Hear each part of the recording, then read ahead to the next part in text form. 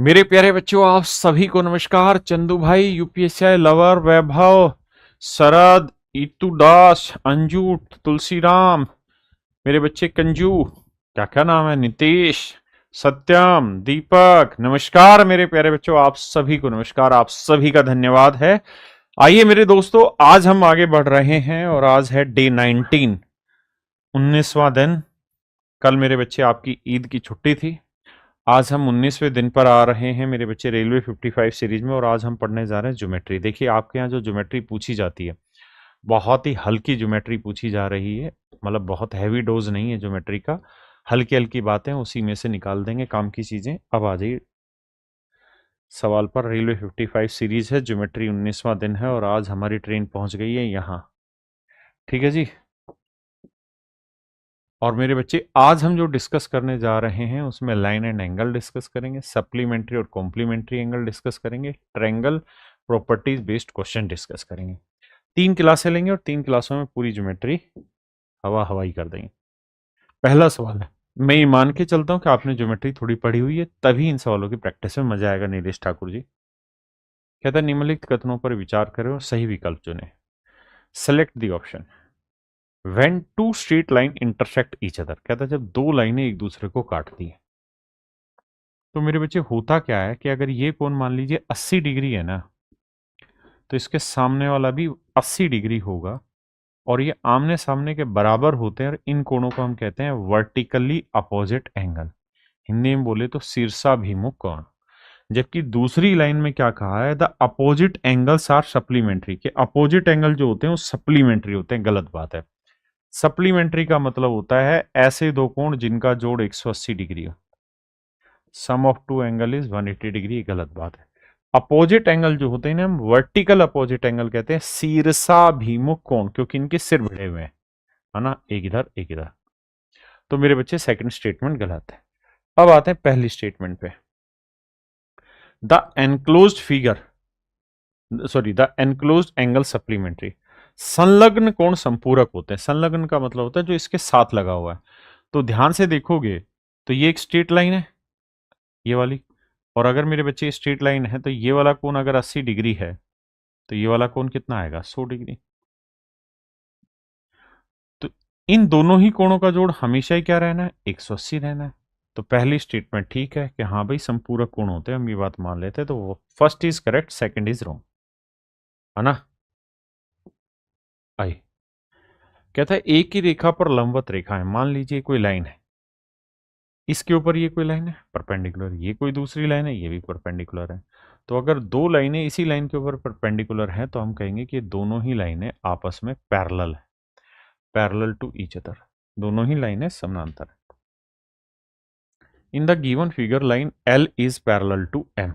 कहते हैं जो फिगर दी हुई है इसमें एल जो है वो एम के पैरेलल है, एंड टी इज ट्रांसवर्सल और टी ट्रांसवर्सल है। Find the measure of angle x. तो एक्स का मान ज्ञात करिए। देखिए मेरे बच्चे, आप जानते हैं ये स्ट्रेट लाइन है, बिल्कुल है। ये 120 डिग्री मेरे बच्चे, तो ये कितना आएगा सर, तीन इन सीधी रेखा पे बने कोणों को 180, तो 120 है, तो ये 60 आया। अब मेरे बच्चों, आप बस ये देखना नजर भर के, ये और ये एक जैसे ही दिखाई दे रहे हैं। आपने कहा हाँ, तो एक जैसे हैं तो बराबर होंगे। तो एक्स की वैल्यू आएगी 60 डिग्री। एक्स की वैल्यू है 60 डिग्री। आइए जी, बताइए राजा। क्वेश्चन में कह रहा है, समानांतर रेखाओं का एक युग्म एक तिर्यक रेखा द्वारा इस प्रकार प्रतिच्छेदित किया जाता है कि कोण एक और दो एकांतर अंतःखंड के कोण है। अल्टरनेट इंटीरियर एंगल है। अल्टरनेट इंटीरियर एंगल ये वाले होते हैं, ये कोण और ये कोण, ये अल्टरनेट इंटीरियर एंगल है। तो ये एक है, तो ये कह रहा है दो। एकांतर अंतः कोण युग्म, कोण के युग्म बनाते हैं। अब कहता है कोण एक जो है वो 35 डिग्री है। ये वाला कोण सच मायने में 35 डिग्री है, तो बाबू ये वाला कोण क्या होगा। तो मेरे बच्चे, ये अल्टरनेट इंटीरियर एंगल बनाते हैं, है ना। तो ऐसे पहचानो, तो ये कोण और ये कोण आपस में बराबर होंगे। ये 35 है, तो ये भी मेरे बच्चे 35 होगा। दोनों के दोनों कोण आपस में बराबर होंगे। आइए जी, कहता है यदि दो समानांतर रेखाओं को प्रतिच्छेदित करने वाली एक तिर्यक रेखा के एक ही ओर स्थित, कहता है इस ट्रांसवर्सल लाइन के एक ही ओर स्थित, यानी ये वाला एंगल और ये वाला एंगल, इन दोनों ही कोणों का अनुपात 3:7 है, मतलब ये कोण 3 है, ये 7 है, तो इन दोनों ही कोणों का जोड़ कितना हो गया जी 10।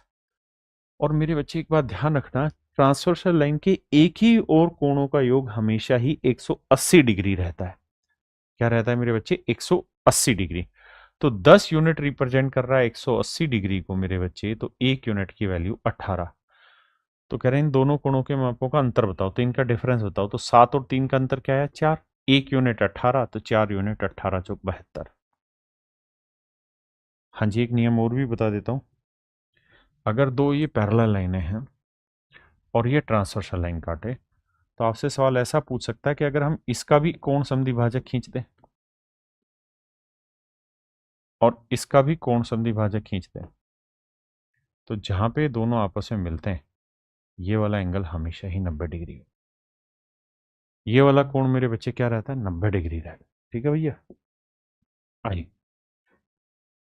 कहते हैं in the following figure L is parallel to M and P is parallel to Q, तो X का मान ज्ञात करिए। देखिए यार मेरे भाई, ये बताना ये कोण 104 डिग्री है, तो ये वाला कोण कितना होगा? या ये बताना ये वाला कोण कितना होगा? आप कहेंगे ये भी छोड़ो, या आप ऐसे देखो कि जितने डिग्री कोण ये है ना, उतने ही डिग्री कोण ये होगा। जितना कोण ये वाला होगा उतना ही कोण ये वाला है। दिख भी रहा आपको सेम? आपने कहा जी ठीक है। तो अगर ये 104 है मेरे बच्चे, तो ये वाला कोण भी तो 104 डिग्री होगा। बिल्कुल ठीक है। ये सीधी रेखा है, तो सीधी रेखा पे बना कोण 180 होता है, तो 104 है, तो ये लेना पड़ेगा आपको 76 डिग्री। ऑप्शन सी मेरे बच्चे सही उत्तर। हाँ है ना, कि फंस गया हूं इस जीवन के कुरुक्षेत्र में। देखो मेरे भाई एक बात ध्यान रखना, आपको बेसिक एक बार पढ़ के आना पड़ेगा, तभी ज्योमेट्री का मजा है, वरना ज्योमेट्री बहुत बड़ी सजा है। कह रहा है जी उत्तर बताओ क्या है। देखो यार एक शॉर्ट ट्रिक बताता हूँ, ध्यान देना। जब भी कोई दो लाइनें आपको पैरेलल दे रखी हो, जैसे ये लाइन, इसी लाइन के पैरेलल ये लाइन, ठीक है जी। अगर दो लाइनें पैरेलल हो, अब ये ऐसे कितने भी कोण बनाते हो बीच में, एक ही बेसिक फंडा हमेशा ध्यान रखना है, ये क्या, कि इनकी नोकें किधर है। जैसे ये ए है, ठीक है जी, ये वाली बी है, तो ए प्लस बी, ध्यान से देखोगे ना, तो ये तीर इधर चल रहा है, ये वाला तीर भी इधर चल रहा है, और ये वाला सी, ये वाला डी। तो मेरे बच्चे ये दोनों इस तरफ नोक है, ये दोनों इस तरफ नोक है, तो नियम रहता है जिस तरफ ये एरो है इनका जोड़ हमेशा ही बराबर होगा। जिस तरफ एरो है इनका जोड़ हमेशा ही बराबर होगा। तो अगर इस सवाल में आके देखें, तो देखो यार ये वाली एरो इधर है, बिल्कुल है, ये वाली एरो इधर है, बिल्कुल है, तो ये 120 है, तो ये कितना हो जाएगा? 60। आपने कहा जी बिल्कुल ठीक है। तो ध्यान से देखना राजा, इस तीर को और इस तीर को, दोनों एक ही डायरेक्शन में, बिल्कुल है जी। तो इनका जोड़ करेंगे तो 60 और 50 110 आएगा, बिल्कुल ठीक है। अब सर ध्यान देना, ये एरो इस तरफ है, ये दो तो थी इधर और ये वाली है इधर, तो इन दोनों का जोड़ इस वाले के बराबर होगा, तो यानी ये वाला कोण 110 डिग्री होगा, 110 डिग्री हो। हाँ जी, आइए भैया। कह रहे यार एक्स का मान ज्ञात करिए। बस इस बात का ध्यान रखना कि लाइनें जो पैरेलल है वो ये वाली और ये वाली है। मैंने कहा यार ठीक बात कह रहे हो आप, अगर हम इसी वाली लाइन को आगे बढ़ा देते हैं इस तरह से, तो मुझे नहीं लगता कोई दिक्कत होगी आपको। और अगर कोनो दिक्कत नहीं है तो एक बात बताना, ये कोण 38 है, तो ये वाला कोण भी 38 हो जाएगा। आप कहेंगे कहाँ है, तो हम कहेंगे भैया करस्पॉन्डिंग एंगल। कैसे? देखो यार ये दो पैरेलल लाइन है, एक ये और एक ये ट्रांसवर्सल लाइन काट रही है, तो ये कोण और ये कोण संगत कोण हुए। और भैया जी ये 122 है तो ये 58 डिग्री है। बिल्कुल ठीक है। अब मेरे बच्चे हमें ये वाला कोण चाहिए, तो तीनों कोणों का जोड़ 180, तो 38 और 58, 8 और 8 16, 5 3 8 और 1 9, 96 डिग्री। तो 180 में से 96 घटाएंगे, 180 में से 96 घटाएंगे तो मेरे बच्चे आएगा 84 डिग्री, क्योंकि तीनों कोणों का 180 होता है त्रिभुज का। तो 84 डिग्री आपका राइट आंसर। आइए, कहता है सी डी ओ ये वाला कोण है 70 डिग्री, बहुत सुंदर। डी ओ बी ये वाला कोण है जी 100 डिग्री। ए बी ओ ये वाला कोण बताओ। तो अभी थोड़ी देर पहले ही एक बात समझा के हटा हूं कि नोक देखा करो, ये नोक इधर गई, ये नोक इधर गई, तो इन दोनों का जो जोड़ होगा वो ये इधर आई नोक इसके बराबर होगा। तो मेरे बच्चे ये 70 है तो इन दोनों का जोड़ 100 के बराबर, तो ये वाला कोण होगा मेरे बच्चे 30 डिग्री। ए बी ओ मेरे बच्चे मेरा 30 डिग्री।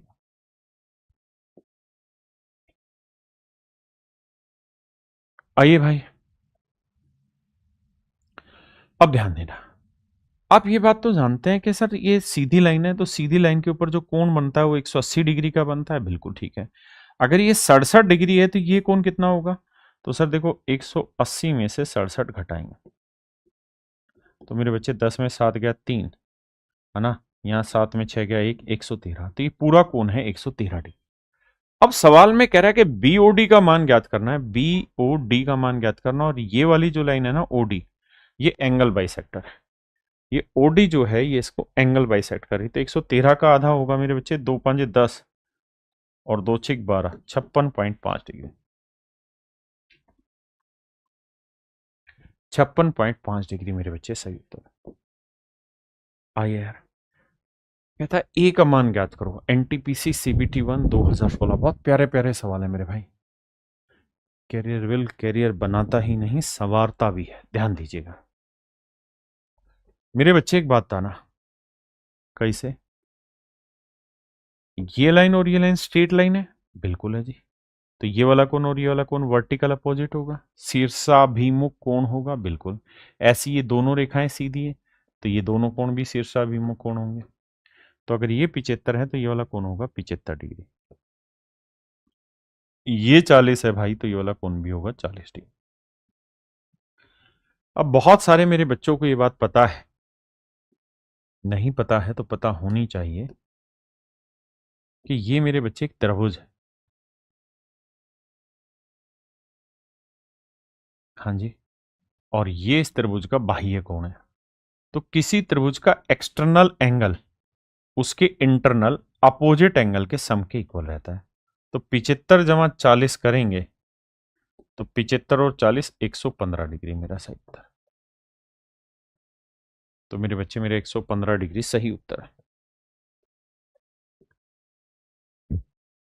115 डिग्री मेरा राइट आंसर। सवाल में कह रहा है यार ये दोनों ही एंगल आपस में पूरक कोण है। पूरक मतलब कॉम्प्लीमेंट्री एंगल है। अगर ये दोनों ही कॉम्प्लीमेंट्री एंगल हैं, दोनों ही मेरे बच्चे पूरक कोण हैं, तो इसका मतलब दोनों का जोड़ 90 डिग्री होना चाहिए। तो 7x और x 8x आया, और मेरे बच्चे 5 और 5 10 बराबर आया 90 डिग्री।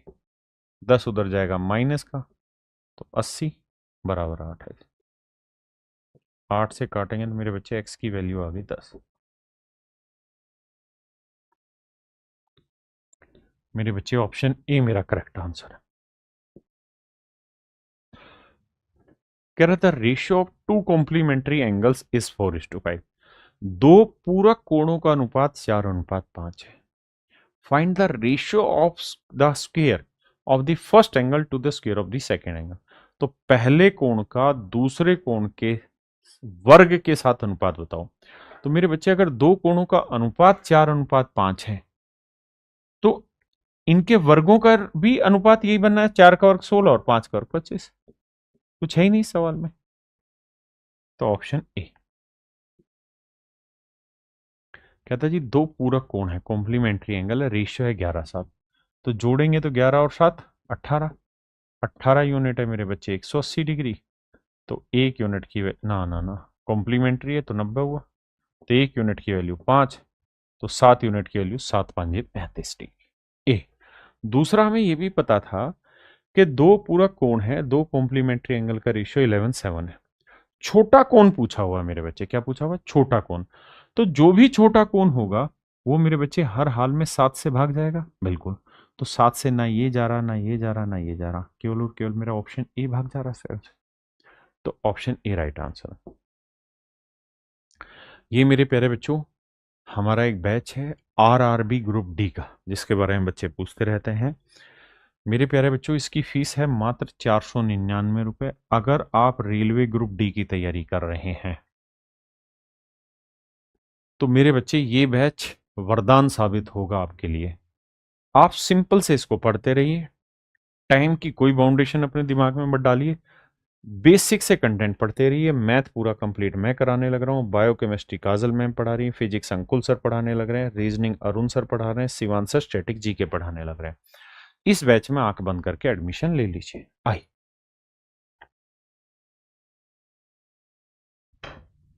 कहता है जी दो पूरक कोणों में से बड़े कोण का माप छोटे कोण के माप के 3 गुने से 6 डिग्री कम है। कहता है यार दो एंगल है, एक बड़ा होगा और एक छोटा होगा, इन दोनों का जो जोड़ होगा कॉम्प्लीमेंट्री है तो 90 डिग्री होगा, बिल्कुल ठीक है। हम चाहें तो ऐसे भी लिख सकते हैं कि जी बड़ा कोण तो बी है, लेकिन छोटा कोण जो हो जाएगा वो 90 माइनस बी होगा। अगर इसकी एस की वैल्यू निकालें तो बी उधर जाएगा, माइनस ही आया। अब सवाल में कह रहा है दो पूरक कोणों में से बड़े कोण का माप, बड़े कोण का माप छोटे कोण के माप से, यानी इसके माप से 90 माइनस बी के माप से 3 गुने से 6 डिग्री कम। कहता है ये जो वैल्यू है, ये देखो वो सवाल में कहता है बड़ा जो कोण है ना वो छोटे कोण के माप के 3 गुने से, यानी 90 माइनस बी से के 3 गुने से सवाल में कह रहा है कि 6 डिग्री कम है। ऐसा मैं नहीं, सवाल कह रहा है। देखो यार ये -3 भी आएगा, ये माइनस बी आएगा तो ये आएगा -4 भी। 3 को 9 से गुना करेंगे 27, 270, और भैया ये 6 इधर लाएंगे तो आएगा 264। माइनस से माइनस कर जाए, कैलकुलेशन कर लेना। तो पूछा बड़े कोण का माप, तो 4 6 24, 4 6 24, तो आंसर हुआ 66 डिग्री। आंसर हुआ मेरे बच्चे 66 डिग्री।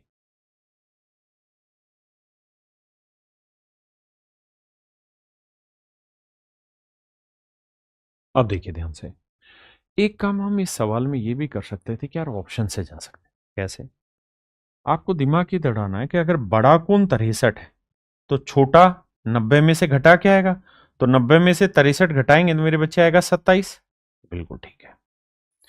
अब कह रहा है कि इसका 3 गुना कर दो, तो मेरे बच्चे 27 का 3 गुना करेंगे तो 81 आएगा, और 81 में से 63 घटाएंगे तो क्या 6 आएगा? नहीं, गलत है, 57 है।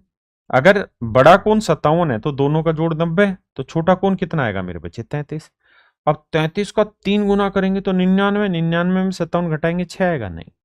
अब 66 है बड़ा कोण, तो छोटा कोण कितना आएगा मेरे बच्चे? 24। अब 24 का 3 गुना करेंगे तो 72, 72 और 66 का डिफरेंस 3। तो ऑप्शन से चले जाएंगे मेरे बच्चे, ज्यादा आसान तरीका बैठेगा।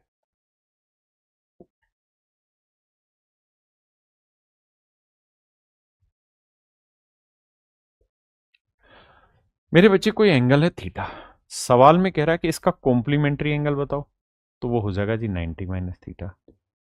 सवाल में क्या इसका सप्लीमेंट्री एंगल बताओ, तो आप कहेंगे जी वो हो जाएगा 180 माइनस थीटा। तो मेरे बच्चे हमारे सवाल में कह रहा है, कहता है किसी कोण का संपूरक कोण यानी सप्लीमेंट्री एंगल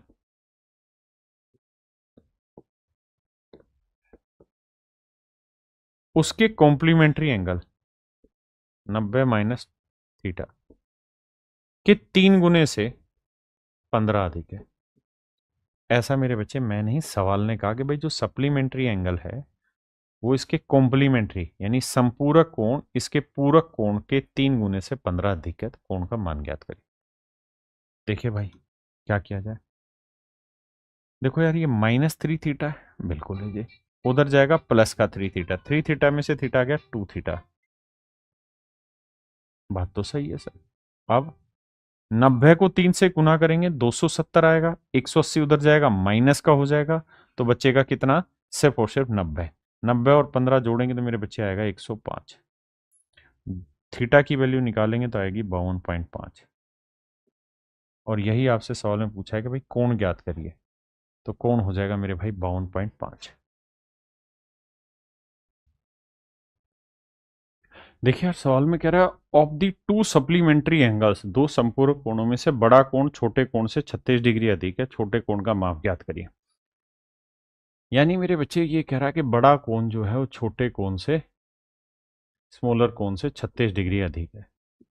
और हम ये जानते हैं कि सप्लीमेंट्री एंगल वो एंगल होते हैं जिनका जोड़ 180 डिग्री है। तो पूछ रहा है स्मॉलर एंगल बताइए, तो मेरे बच्चे स्मॉलर एंगल की वैल्यू क्या होगी, इन दोनों के डिफरेंस का आधा। 136 में ना 180 में से 36 घटाएंगे 144, 144 का आधा आएगा मेरे बच्चे 72। यानी 72 जो होगा वो सबसे छोटा एंगल होगा। कहते हैं यदि किसी त्रिभुज के कोणों का अनुपात 1:2:3 है, मतलब ये जो एंगल है इन एंगल की वैल्यू 1:2:3 है, तो मेरे बच्चे एक बात बताओ, त्रिभुज के तीनों कोणों का योग कितना होता है जी, 180 डिग्री। तो इनको जोड़ेंगे तो 1 और 2 3 और 3 6, 6 यूनिट 180, तो 1 यूनिट की वैल्यू मेरे बच्चे 30 डिग्री। तो सवाल में हमसे कह रहा है क्या, सबसे छोटा कोण ज्ञात करो, तो सबसे छोटा कोण 1 यूनिट था, तो आंसर आएगा जी 30 डिग्री। आइए कहते हैं त्रिभुज के कोण इतने इतने इतने, त्रिभुज का सबसे बड़ा कोण ज्ञात करो।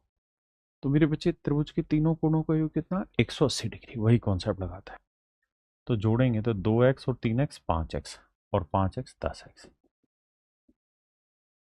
8 और 12 20, यह आया मेरे बच्चे 180, 20 उधर जाएगा प्लस का 200, तो x की वैल्यू आ गई 20। तो मेरे नन्हे मुन्ने प्यारे बच्चों x की जो वैल्यू आ गई वो 20 आ गई। अब कह रहा है सबसे बड़े कोण का मान बताइए, तो सबसे बड़ा कोण यहाँ रखेंगे, x का मान 20, 20 5 100, 100 में से 12 गया मेरे बच्चे, बचा 88 डिग्री। तो सबसे बड़ा कोण बी ऑप्शन। आइए जी,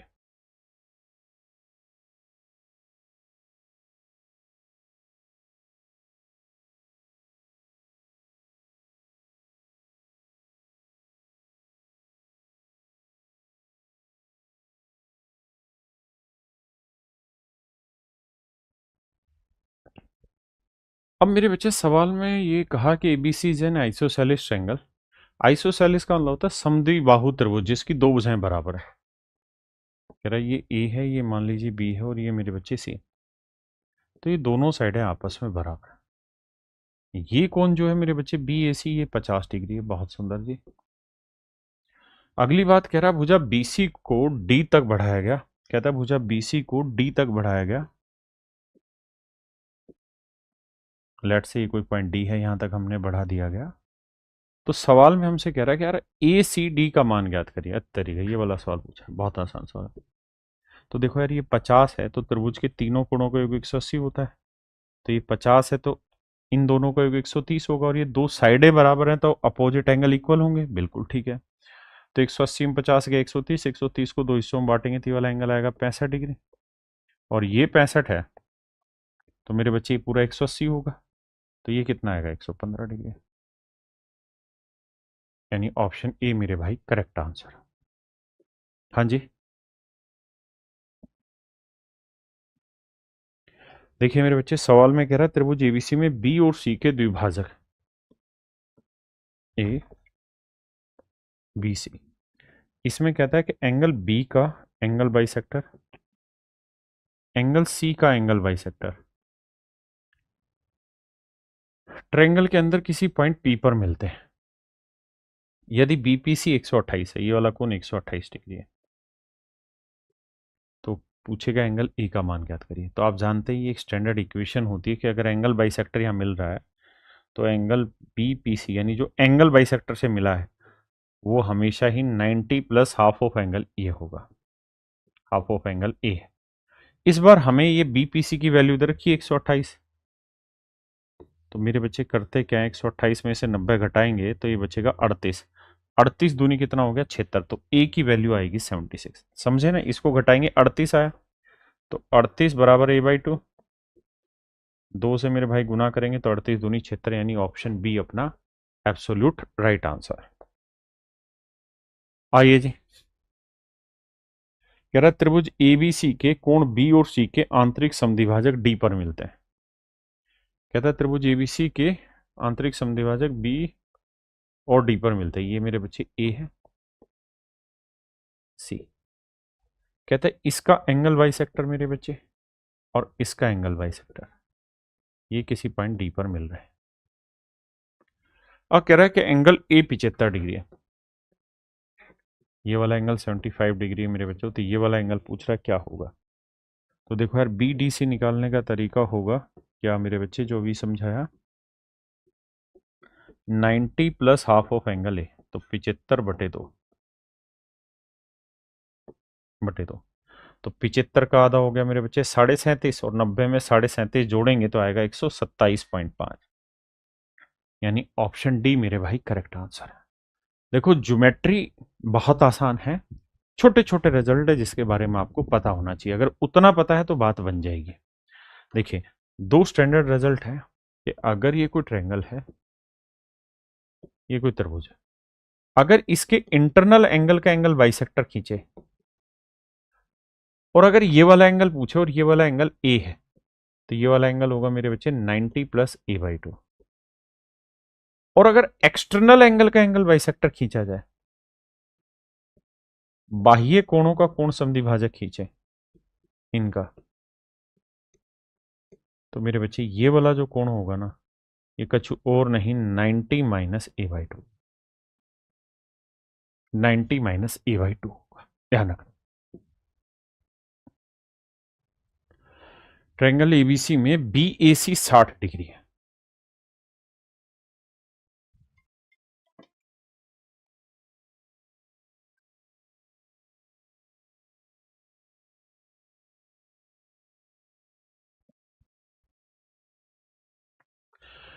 देखो यार, इसको ए मान लेते हैं, इसको बी, इसको सी, तो ABC में BAC 60 डिग्री है, ये मेरे बच्चे 60 डिग्री। OABC के अंदर एक ऐसा बिंदु है कि OBC OBA का 2 गुना है।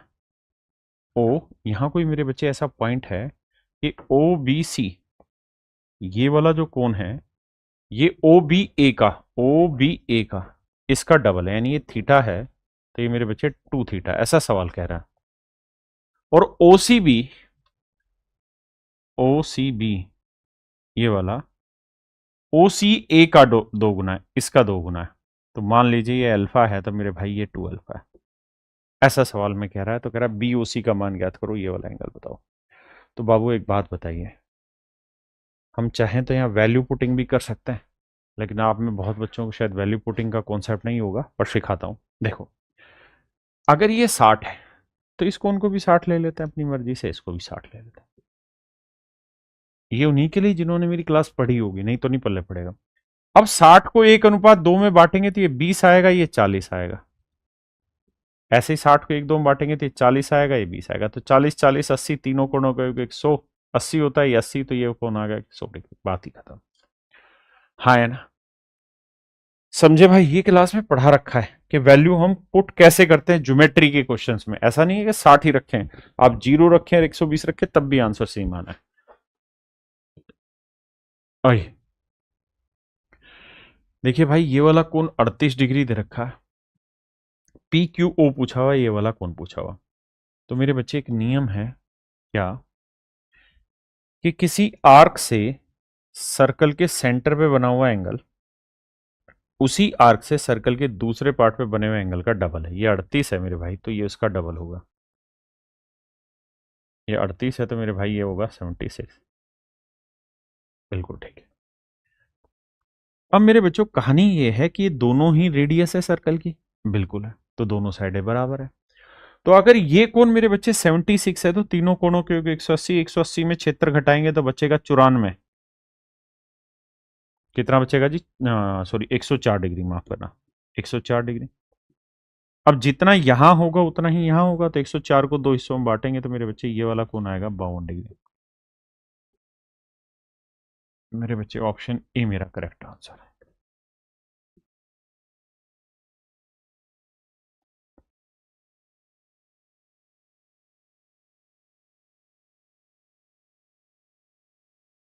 कह रहा है यार कोई ट्रायंगल है P Q R, let's say this is P, this is Q and this is are.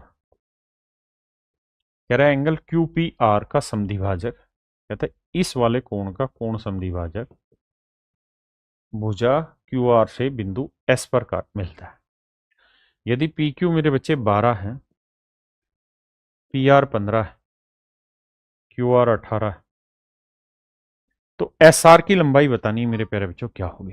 तो एक बात समझना, अगर ये एंगल बाइसेक्टर है तो जो रेशो इन साइडों का इस साइड से होगा ना, जो अनुपात इस भुजा का इस भुजा से होगा वही अनुपात इसका इससे होगा। तो 3 × 4 = 12, 3×5 = 15। तो अगर ये रेशियो 4-5 है तो ये वाला भी 4-5 ही होना है मेरे बच्चे। आपने कहा जी ठीक है। तो 4 और 5 9, 9 यूनिट 18, 1 यूनिट 2, तो 2×4 = 8, ये वाला 8 होगा और ये 10। अब हमसे पूछा एस आर की लंबाई बताओ, तो एस आर की लंबाई आई मेरे भाई 10 सेंटीमीटर, ऑप्शन सी।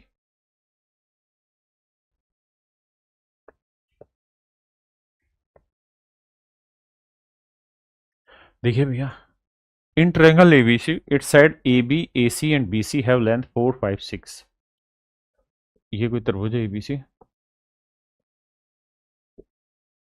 ए बी की साइड की लेंथ है 4, बी ए सी की लेंथ है 5 और बी सी की लेंथ है 6। अब कह रहा है an angular bisector A D is drawn from A to B C. कहता है यहां से एक कोण समद्विभाजक खींचा गया,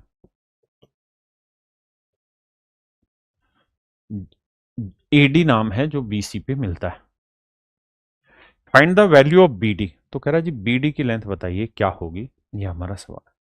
तो मेरे बच्चे अभी एक मैंने बात बताई कि भाई अगर ये एंगल बाइसेक्टर है जो कि उसने दिया है कि ए डी कोणीय समद्विभाजक है, तो जो रेशियो इस साइड का इस साइड से होगा वही रेशियो इसका होगा। तो ये 4-5 है तो ये भी 4-5 में होगी। तो ये 4, ये 5। अब सवाल में कह रहा है कि भैया मुझे बी डी का मान बताओ, तो बी डी का 4 वाला हिस्सा होगा। तो 6×4/9, 6×4/9। अब देखो यार, 6 × 24, 24/9 या 3 से काटेंगे, 3 दूनी 6, 3 तिया 9, तो आंसर आएगा 8/3। और 8/3 का मतलब 2.66, मतलब ऑप्शन डी मेरा करेक्ट आंसर हो।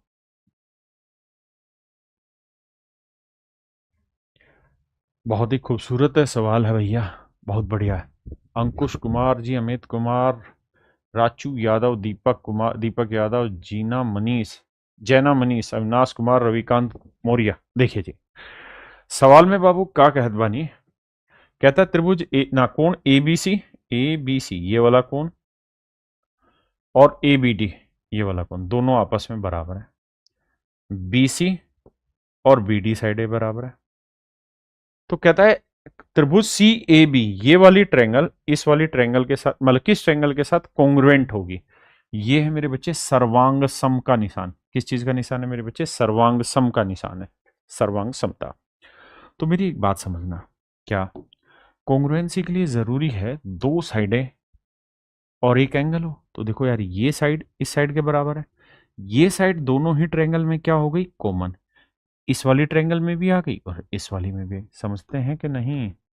देखो, इस वाली ट्रायंगल में भी ये साइड है, बिल्कुल ठीक है जी। और मेरे बच्चे इस वाली ट्रायंगल में भी तो यही साइड है। तो ये साइड मेरे भाई कॉमन हो गई, ये साइड इसके बराबर है और ये कोण इस कोण के बराबर है। तो साइड एंगल साइड से कॉन्ग्रुएंट हो गई। तो कैसे कॉन्ग्रुएंट हुई, अब नाम बताना हमने। देखो, इसका ए था तो इसका भी ए ही रहेगा, तो यहां ए बीच में था तो ए ही बीच में रहेगा। बी, इसका बी था तो इसका भी बी वाला एंगल बराबर होगा, तो बी बी ही रहेगा। इसका सी वाला कोण इसके डी वाले कोण के बराबर होगा, तो सी की जगह डी आएगा, तो डी ए बी के बराबर। डी ए बी का एरा, ऑप्शन बी मेरा राइट आंसर। ये मेरे प्यारे बच्चों हमारा एक बैच है उत्तर प्रदेश दरोगा यूपी सब इंस्पेक्टर का। तो जिस भी मेरे बच्चे को यूपी सब इंस्पेक्टर की तैयारी करनी है, you can take classes from this. और इस बैच की फीस है मात्र 999 रुपए।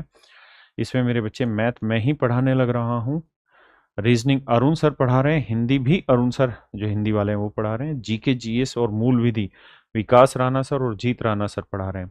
साइंस मेरे बच्चे जुबेर सर और उनकी पूरी टीम पढ़ा रही है, जुबेर सर इसको लीड कर रहे हैं। आइए बाबू,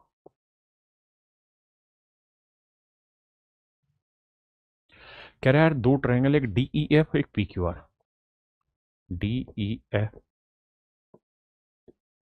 पीक्यूआर। कहानी यह है कि डीई क्यूआर के बराबर है, ठीक है जी। ईएफ पीआर के, ईएफ पीआर के, ये बात भी सही है। और एफडी पीक्यू के, एफडी पीक्यू के बराबर, बिल्कुल सही। तो कह रहा है कौन सा पेयर आपस में इक्वल होगा, तो बस आप ये देखिए, इसके सामने है ई, तो इसके सामने है आर, यहां 3 के सामने वाला है डी, यहां 3 के सामने वाला है क्यू, यहां डबल के सामने है एफ, तो यहां डबल के सामने है पी। तो बस ऐसे रखना। अब हमसे कह रहा है कि ईडीएफ, ईडीएफ तो R Q P, EDF congruent होगी आर क्यू पी की, जबकि यहां आर पी क्यू है तो कट गया। अब यहां बस हमें ये देखना है कि एफ के करस्पॉन्डिंग पी होना चाहिए, तो देखो एफ के करस्पॉन्डिंग पी है, ई के करस्पॉन्डिंग क्या होना चाहिए आर, ई के करस्पॉन्डिंग आर है, और डी के करस्पॉन्डिंग क्या होना चाहिए मेरे बच्चे क्यू, और डी के करस्पॉन्डिंग मेरे भाई क्यू है। यानी मेरे बच्चे पहले ऑप्शन जो है वो सारी बातों को क्लियर कट समझाने लग रहा है।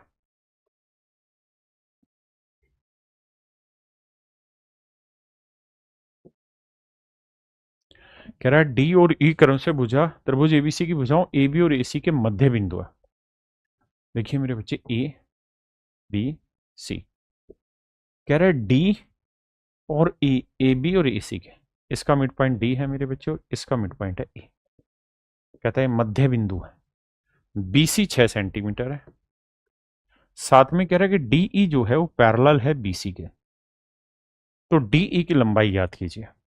तो मेरे बच्चे आप ये बात जानते हैं कि किसी ट्रायंगल की किन्हीं भी दो साइडों के मिड पॉइंट को मिलाएंगे तो जो लाइन बनेगी वो तीसरी लाइन के पैरेलल भी होगी और इसकी आधी भी। तो ये 6 है तो ये लाइन कितनी होगी 3, तो डीई की लेंथ है मेरे बच्चे 3, ऑप्शन बी।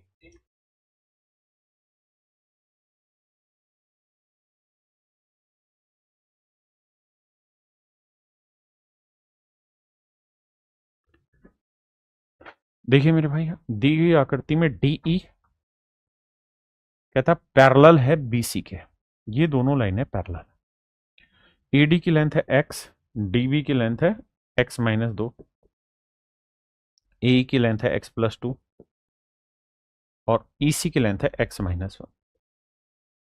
तो एक्स का मान ज्ञात करिए।